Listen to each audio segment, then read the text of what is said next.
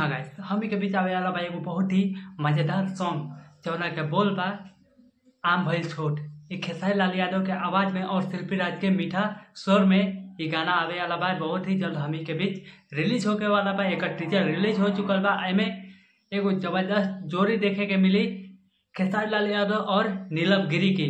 फिर से एगो धांसू धमाका होके वाला बा। अब प्यार में मिलेला धोखा तब दिल ना आम भइल छोटा। ये तो सॉन्ग के हमी के टाइटल है बा।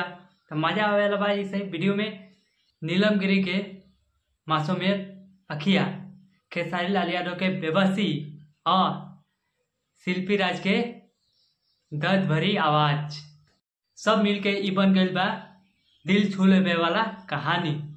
तो भाई हमार ये गाना ना एहसास बा जौन हर दिल के टूटल एगो कोना में गुजर आवाज बा।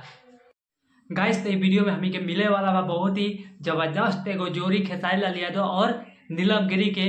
ई वीडियो में एगो नया रूप देखे के मिले वाला बा हमी के। तो जल्द ही रिलीज होके वाला बा ई खेसारी लाल यादव के गाना जेकर बोल बा आम भइल छोट।